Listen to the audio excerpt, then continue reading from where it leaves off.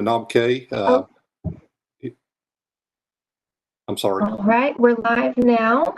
Welcome, everyone. Welcome to our virtual Lunch and Learn today. Today, Jeff Southern is going to be speaking to us about Studio5000 tag-based alarms. We do have Jeff here on the line, and we're going to get started in just a few minutes once we give everyone a chance to get logged in. My name is Rachel Green. I'm the Digital Communications Specialist here at McNaughton-McKay Electric Company. And as I mentioned, presenting for us today is Jeff Southern. He is our PLC Product Manager out of the Norcross, Georgia location.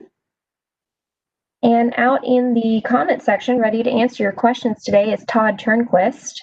He's also a PLC Product Manager, and he is also out of the Norcross branch. We will also have a Q&A portion at the end of Jeff's presentation, so they can answer your questions in more depth and have some time for follow-up questions you might have. As we continue to socially distance, we're happy to be able to host these live streams here on YouTube, making it possible for you to join us from the comfort and safety of your own homes and offices. You can always view recordings of previous virtual Lunch and Learns on our YouTube channel under the Virtual Lunch and Learn playlist. And we'll be continuing this series every Wednesday at noon, so be sure to join us on your lunch break going forward. For anyone just joining us, welcome to our virtual Lunch and Learn today, Studio5000 tag-based alarms. Let us know where you're joining us from in the comments section as you come in. We'll be looking for questions as you have them in the comment section while our presenter, Jeff Southern, tells us about the benefits of using controller-based alarms, along with the advantages of the newly introduced controller tag-based alarms. Our specialist, Todd Turnquist, will be out in the comments ready to answer your questions. And we'll also have that Q&A segment at the end of Jeff's presentation. If you'd like to reach out afterward, or if you have further questions for Jeff, you can send us an email at macandmaclive@macandmac.com. Be sure to let us know which session you attended, and we'll direct your questions to Jeff. We'll have that email address on the screen for you at the end of the presentation as well. All right, it looks like we have a number of viewers joining us now. So Jeff, I'm going to pass it over to you.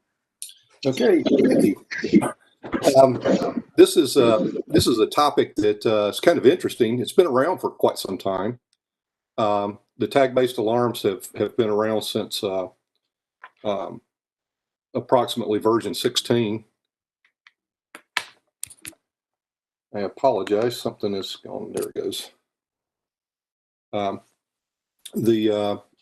The traditional alarming scheme that most people use in their HMIs is a server-based alarming scheme, which basically means that the tags and the triggers are set up inside the HMI application running on something like a panel view or a computer, and it constantly polls the processor or processors to see if the alarm trigger has reached a alarm state yet, either a digital alarm on or off or an analog at a certain value. Our software does support server-based alarms. It's something that's been around since HMIs have been around.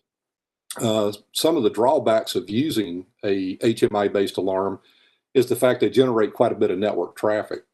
If you think about it, if you had 1,000 alarms constantly scanning a processor, then that means every time period, say 1 second, 10 seconds, whatever you get the interval set up, it's asking the processor, have you alarmed yet? Have you alarmed yet?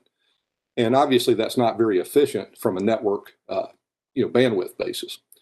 In the past, this wasn't probably all that critical until we started putting more and more high-speed devices on Ethernet, so that you are reaching a point now, technically, where you can exceed the bandwidth capacity of a local area network. But if you have a lot of tags on scan, as well as a lot of alarms on scan. So as I mentioned, there are two types of alarms with factory top view. We have both server-based alarms and we have Logix-based alarms. And again, these alarms have been around since version 16. They were considered what they call instruction-based alarms that you could put in the processor. And the concept here is a little different. Instead of having a server-based alarm where it's polling the processor, have you alarmed yet, have you alarmed yet, it is more of a broadcast message. So when the alarm triggers in the processor, it broadcasts the information out to all the HMIs that are attached to that processor. A couple of the really nice features you get from this concept is, number one, you significantly cut down on your bandwidth traffic on your network, and you also get your timestamps, which are generated from the processor, so all the timestamps in the system are very consistent. In other words, if you got 20 different HMIs with 20 different computers with 20 different clock settings, in a server-based alarm, the alarm as it shows up in the computer is based on the alarm clock in the computer, may be different from every single device. So you may have seconds, minutes, hours that are inconsistent. Whereas if the processor is centralized and broadcasting the alarms, they all have the same timestamp. Furthermore, along that concept, in a traditional HMI, if an alarm triggered and then went off, and then an HMI was started, that HMI would have no history or knowledge that alarm occurred. Whereas in a broadcast-based alarm, it would come up and it would read the history out of the alarm server. So there's a couple of different advantages, and one of your biggest are time-based, cutting down on network traffic, and also getting a consistent timestamp for your alarms. Introduced in version 31, which is primarily what we're talking about today, is tag-based alarms. The benefits of a tag-based alarm is it simplifies the workflow because you're setting up the alarms in Studio5000. You don't have to go to another software package. In this case, it would be FactoryTalk View Studio to set up your alarms. So no programming is required in the tag-based alarms. As I mentioned before, we've been able to do instruction-based alarms since version 16, but you had to put an alarm instruction on a rung of ladder code or in a function block diagram or something. You had to specifically spell out that this is an analog alarm or a digital alarm. So the new tag-based alarms don't require any programming, they're just configured. Also added in version 31 was the new alarm manager. So in one spot in 5000, and I'll show you that later in the presentation, you'll actually be able to manage all your alarms from one central location. Makes it much easier. With the instruction-based alarms, you can still manage them, but they could be scattered anywhere throughout your code, so they were a little more difficult to find unless you purposely put them in one routine that was easy to locate, which most people did, but and still do today. It's just that now you have a specific alarm editor. It also has a much smaller memory footprint. One of the disadvantages of using instruction-based alarms was that you used up 1K of memory, or a little over 1K of memory every time you put one alarm in there. So you put 1,000 alarms in there, suddenly you're using up a megabyte of memory. So it has significantly reduced the footprint of the alarms in terms of memory. And also, the concept of alarm definitions allow you to use modularity in your alarm structure. For example, and I'll be showing this later, if you had a pump and you had a user-defined data type of that pump, you could define alarms around that pump, and every time you create an instance tag of that pump, it can be added to the alarm automatically. You do have to check a box saying you want to include it, but it's basically added in the list for you. So but using alarm definitions, it makes it much easier to make your alarms modular. Also, it supports bulk generation of alarms using the XML import-export feature. So you can export your alarms, edit them offline, and then import them back into the application if you want to do it in bulk. As I mentioned before, the instruction-based alarms have been around for quite some time. They do have advantages. That you can program the highs, the high-low, and the low-low in one alarm stream. And as we'll see in the new alarm and events, you actually program those separately as separate alarm definitions. So there is some consolidation. Again, the drawback is it does take up a little more memory, and it also takes up scan time. I mean, because they're in the scan list, it does take up scan time in a high-speed application. It could be critical that it could potentially impact the processor performance. That was somewhat true in version 6, L6 processors, and maybe the L7 processors, not so much in the L8s. They're so much faster, that really hasn't become much of a consideration, although it still does have an effect. The instruction-based alarms have traditionally been available in SE from version 7 and above, and that's called the Alarm and Event Server. The instruction-based alarms are also available in the PanelView 5500 series, so the 5300 and the 5500 can now subscribe to the Alarm and Event Server. And again, these have been around since version 16. So the tag-based alarms, as we mentioned, is no need to add an instruction in your ladder or in your program code. the alarm manager, single place, much smaller footprint, and the ability to import and export.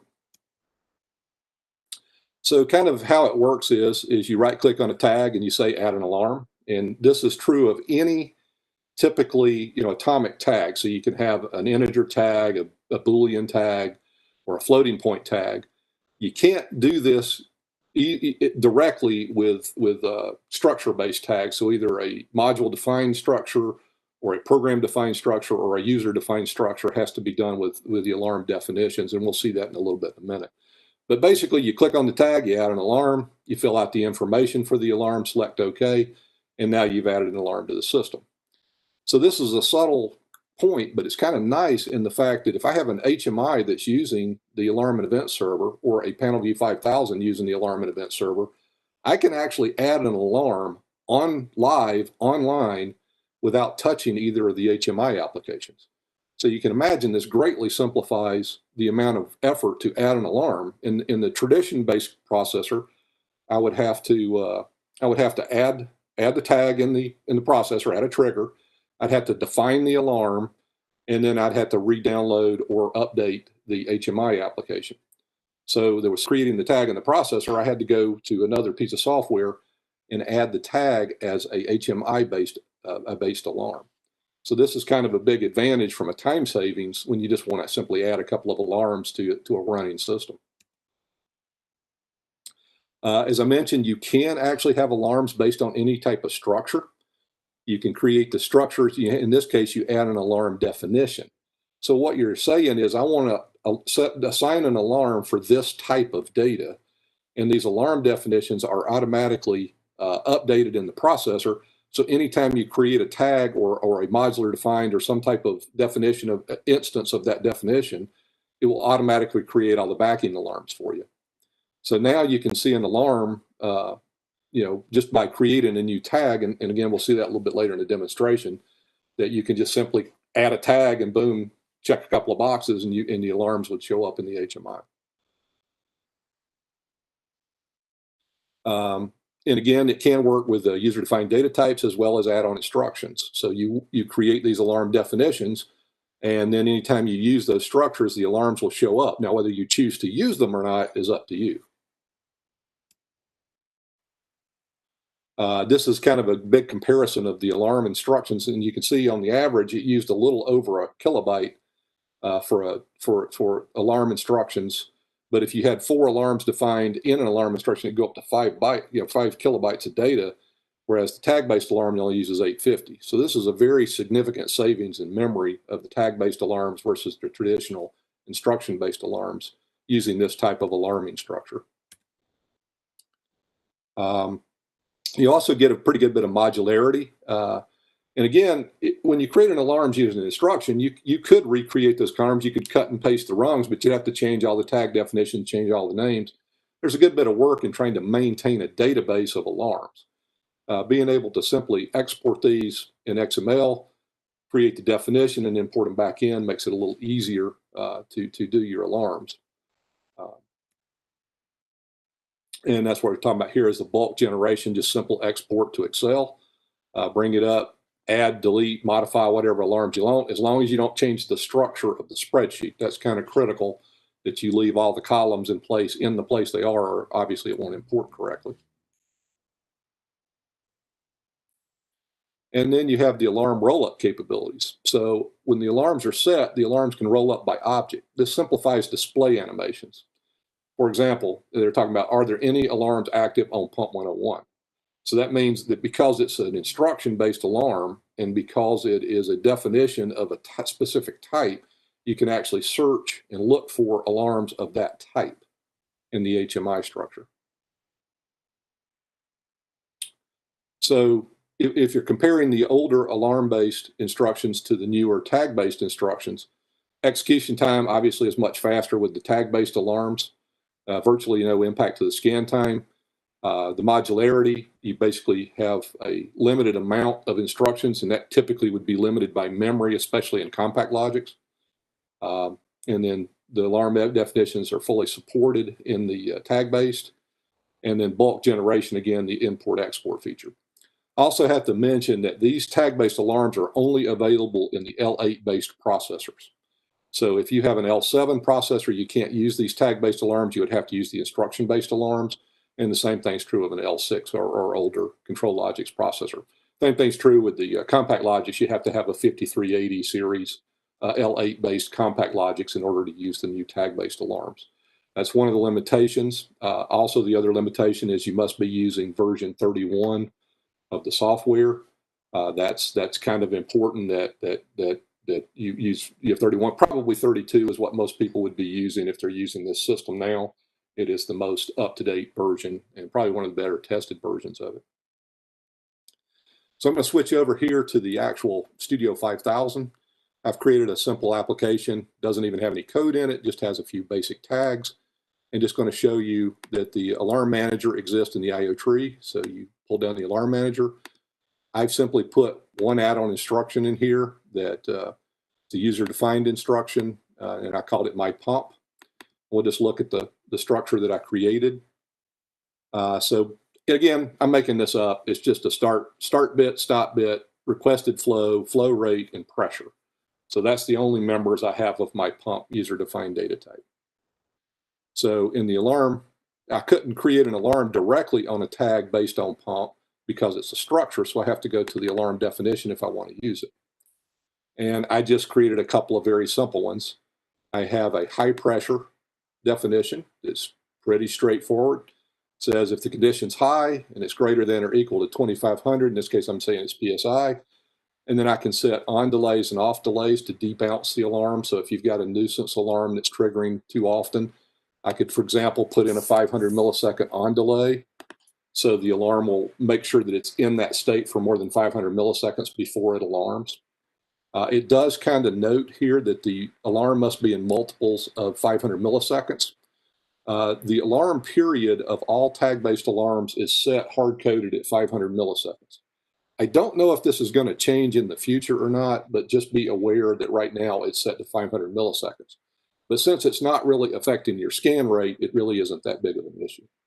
But you could generate yourself nuisance-based alarms if you set your limit too close to a running point in your application. And you can also set a deadband. So I can say, okay, it has to be, if it's within a deadband of 5 counts, plus or minus 2,500, it will not alarm. So you can also set a deadband. You can set the severity from 1 to 1,000. This is something you decide about your alarms, about your structure. And then you can create a message based on the alarm. In this case, it's just going to say high pressure on, and then alarm name. You can also put values in here, severity limit. So all these extra notations can be added to your message. You can allow shelving of the application. If you leave them to 0, the shelving is not supported. What a shelving alarm is, kind of a new concept, is that I don't want you to put the alarm away. I don't want to acknowledge it. I just want you to put it on the shelf for a few minutes while I look at something else. Maybe this isn't a critical alarm that needs to be looked at immediately, but what you don't want is you don't want it to go away. You want it to remind you at some point, so you can set your reminder period, how long it'll be shelved and what the maximum shelving time is. You also can create your own class and alarm groups, so you can make it easy in the HMI to see a given alarm group. And you can make the alarms latched. You can have acknowledge required. You can say include alarm in the setup rollup count and alarm in the set operations. So, and you can even execute a factory top view command whenever this alarm occurs. So even though it's running in the processor, it can still trigger a command to happen inside of the view application. Fairly powerful here. And again, I created another one based on my same pump. In this case, it's a high limit with a little bit higher limit. Maybe the pump's ready to come apart at 3,000 PSI. And again, you can set your same basic period. If you'll notice down here in the associated tags, this is a feature that isn't always used, but it can be very useful because you can help reduce the number of tags that you have to declare as an alarm.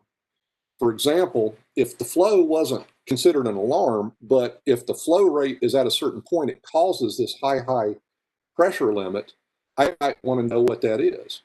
So I can create up to 4 tags to associate with any given alarm. And if you look at the alarm editor, what I'm saying is I said high pressure at, and it'll give in the current value. and then it's going to say the flow rate was, and I pull up the flow rate tag. By doing this, I went down and I picked that tag, and then I added it to the alarm definition. So the flow rate will be part of the alarm message, even though it doesn't necessarily need to be an alarm. I still would like to know what the flow rate is whenever this alarm occurs. Using this technique, since you've got 4 variables you can associate with any given alarm, you can significantly reduce the number of tags that you might need to have on the alarm schedule. Because sometimes we'll put alarms in there that we just want to know what the flow rate was whenever the, say the pressure was too high. Well, this gives you a way of doing that without actually creating the flow rate as an alarm. And then if you go into the alarms themselves, then I have all of the pumps. So if you look up at my controller tags, I've simply declared 3 pumps. If you come down to the alarms, you'll see that I have all 3 pumps here. So I can turn on the pump 1, or maybe I only am interested in the high pressure on pump 2 and the high on pump 3. So in this case, I'm not even using the other ones. They're still there if I wish to use them, but I'm not required to use them. So I can turn them on or off. And again, if I create a new tag, I go to my controller tags, and I go to the editor, and I just add pump 4, and change that to my pump, and come back over here to the alarms. I now have the option of adding pump 4 to my list. So that's how easy it is to design a system. You can imagine if you have pumps, valves, and other components, and you've declared them as either add-on instructions or as user-defined data types, every time you create an instance of those, boom, you can have the alarms working without really doing any code to the HMI. That's kind of the biggest advantage of all this. As I did mention, you can create alarms based on simple tags. So in this case, let's just say that in my application, I have an oven temperature. It's just a value, and I can put a value in there, whatever I want it to be, and I can set up an alarm based on that single tag. In that case, I don't need to do an alarm definition. All I really need to do is an actual alarm. And I created one here for oven temperature, which is the high oven temperature. So if the oven temperature is high, then I just want to create an alarm that says oven temperature high at blank degrees, and it's greater than or equal to 450. Again, and maybe let's just say for whatever reason this alarm is important, I need to know if it reached that during the process at any time, so I'm going to latch that alarm. As long as it happens within 500 milliseconds, and I didn't put any delay or debounce, so I'm going to get this and then latch it immediately. I need to know if I got to 450, maybe it ruins the bread or whatever it is we're trying to bake here. So it's just some things that you can do in that alarm definition. Now, if again I wanted to create a new alarm, say I just want a warning, or I want an alarm at, say I want to shut down the oven if it reaches 500 degrees, I would create a new alarm. So I just say new alarm. And we'll call it oven high. Oops. And we're going to set that as a high alarm. And we're going to use the backing tag that I used before, which is my oven temperature, which is the input. And a high alarm, and if it reaches 500 degrees, boom, maybe I want to shut the oven down. So I just create that, and I've created a new alarm. And again, in the editor, I can just say oven shut down, temp reached. And if I want to put the value that it was at the time it reached this alarm, I can put the input value in here. And now I'll get in my, well, let me edit my tag so it doesn't say of, it says over oven shutdown temperature reached. So I'll get an alarm now if it reaches 500 degrees. And keep in mind, the cool part of this is, let's just say I had a working system and I had, and somebody asked me to add this alarm. I just added it. If I was online, this would immediately show up on the HMIs without me doing anything to the HMIs. This is a really good way to centrally locate your alarms. I can't stress that enough. It doesn't seem all that important until somebody hands you a list of 25 alarms and says add them to the HMI. That can be quite, an hour's worth of work or 5 or 10 minutes worth of work here. And again, you can create any alarm based on a scalar value or just an integer float. So let's just say we have a another system, and we're going to call it water pressure. So I'm just creating a tag. It's a dent called water pressure. Nothing fancy. And then now I can just click on this tag, or excuse me, I can go monitor the tag. And I could add an alarm to water pressure, and I don't even have to go to the alarm manager. It just pops up the alarm manager for me. And I'll say water pressure low. And just say this is going to be a low alarm. And if the water pressure gets below 25 psi, then I want to create a water pressure low alarm at, and then I'm going to stick the value in the string just so you can see what it was. And boom, I've got the water pressure low alarm. So all I got to do is hit apply. And again, I just created a tag. I created an alarm. I didn't even have to go to the alarm manager because they kind of built it in where you can just right click a tag and create an alarm based on this tag. So again, I could create one on this tag that's in here that's just called enclosure temp. Maybe I want to warn myself if the enclosure, say the air conditioner failed, and I want to add an alarm for enclosure temp. And we're just going to make this a trip alarm. So basically, if it's greater than or equal to 300, let's make it more realistic, say about 140 or 120, I want to get a trip alarm. I just want to say, hey, control enclosure too hot.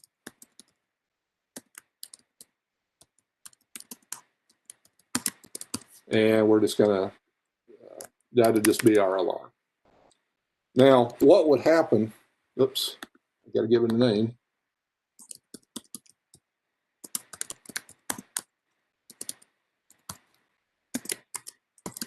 The control panel over temp alarm, let's make it that.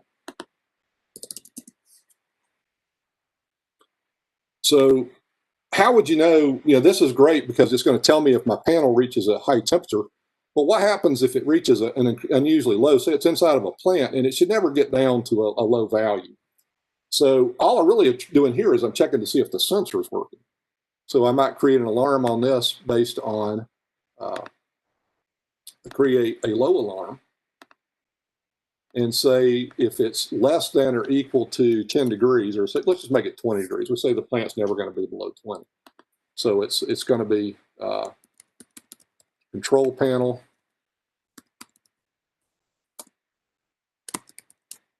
sensor may not be working. So, and again, that would probably be our message.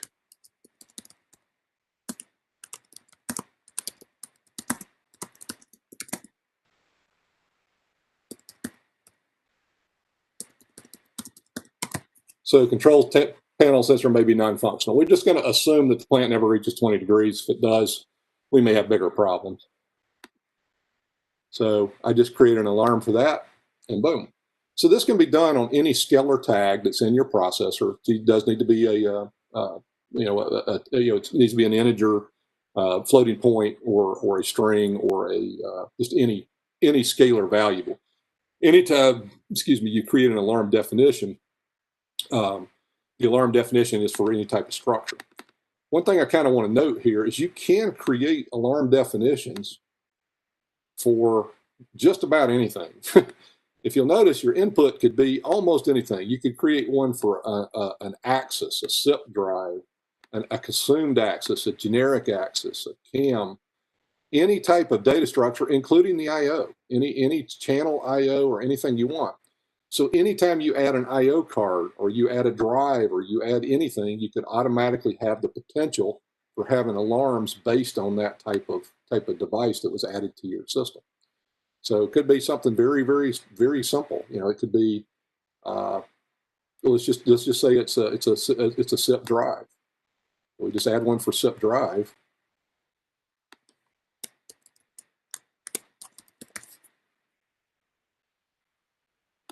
And we typically have to pick a subcategory here within the SIP drive. So let's call it the acceleration. So we can put an alarm based on the acceleration of the drive, a high alarm. And we could just say, 50 would be the alarm. And we say motion axis acceleration alarm. Yeah, don't really know. But now anytime I create that type of motion axis, I will automatically, in my alarms, I will be given a alarm definition that I can choose to use or not. Like my enclosure temps, notice it added them, but they're in my water pressure and my oven temp, but they're not on yet. If I want to actually use them in the HMI, then I need to turn them on. But the automatic definition is just really saves a tremendous amount of time here. That's kind of how it works. Again, if it's a scalar value, you can just use a straightforward alarm. If it's a structure, then you have to do an alarm definition and then choose the instances of that definition, whether it be a axis, a motion card, an IO card, a drive, or pretty much anything that can be in the IO tree. If it's basically one of these data types, you can pretty much alarm on it, whatever it may be. So if you want to if you want to alarm on an analog card module definition, for every analog card you put in here, boom, you'll get these alarm tags with it. So that's kind of what I wanted to go over. A couple of features that you may want to know is you're typically limited to around 1,000 of these tag-based alarms. This may go up in the future to a higher count than that. And it's just a general rule of practice. It can be mixed with normal tags and instruction-based tags and tag-based. So you can use any combination thereof. I did create a couple of alarms just so you could see them in alarm routine. This one's just a panel alarm. So again, one thing that's kind of nice about these is I can declare whatever I want in one configuration page. So I can have two alarms. In this case, I've got a high and a high-low alarm on this panel temp. And this is just an example of an instruction-based alarm. So it's no different from the tag-based, other than it's done as an instruction instead of just part of the backing tag, the material that makes up a tag. That's pretty much the presentation. Again, just wanted to thank everybody. Thank you, Jeff. Yes. Yeah. I'm looking out here to see if we have any questions. It does not look like we have any live questions at this time, but I'll go ahead and give a moment here in case anyone has any follow-up questions now that we're at the end of the presentation and you gave that great demo. While we wait, I'd just like to remind you that you can always reach us at the email address there on the screen, macandmaclive@macandmac.com. And you can send your questions to us even after this live stream has ended on this email address, and we'll pass them along to Jeff. Just let us know which session you attended to make sure that we get them to the right presenter. And does not look like we have any questions at this time. I want to thank everyone for joining us today and thank Jeff for this wonderful presentation. This is really wonderful information, very useful. And thank you to Todd for being our resource out in the comments section today. We hope this session was informative and engaging for you, and please remember to subscribe to the McNaughton-McKay YouTube channel for more industry content. We look forward to seeing you live again soon with us on the virtual Lunch and Learns. Oh, you know what? We do have one question. Roger is asking us, can you go over the UDT alarm briefly? Sure. Again, when you create a UDT, you don't do anything special to the UDT. In other words, I just create a UDT like I have since UDTs were introduced into the system. So when you create an alarm definition, you create an alarm definition based on that UDT. So let's just say I wanted an alarm for some reason. Well, let me add something to the pump that would make some sense as being an alarm. So pump, it would say clogged output, and it's going to make that a bool. So I do a clogged output on my pump, and I apply the changes. It'll apply them everywhere. So now I want to do an alarm definition based on that, so I create a new alarm definition, and we'll call it clogged pump.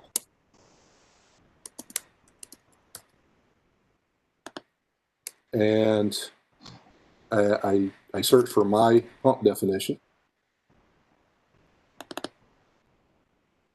And I want to pick that element out of there. So when it's tripped and it's equal to 1, then they'll say pump output. And just apply. So now I have an alarm definition for pump. And if I want to use it, if you'll go back to my alarm definition, you'll notice they've been added to every one of the pumps here. So I now have a pump clogged I can turn on for all the pumps. And say I'm just interested in 4 and 1 are the only two I'm interested in this feature for. Say it's not really used on pumps 2 and 3. So I turn the alarms on. So again, the alarms are not part of the user definition. You're defining an alarm based on the user defined data type, or it could be an add-on instruction or a module defined data type. I hope that answers your question. Yeah, he said thank you, and thanks, Roger, for that question. That was great. That's a good one, yeah. Wonderful. All right. Well, again, feel free to reach out to us at that email address anytime with any follow-up questions. And thank you, Jeff, for this great presentation and for answering that question there at the end. We look forward to seeing you all live again soon. Thank you for your time today. Have a great day. Thank you.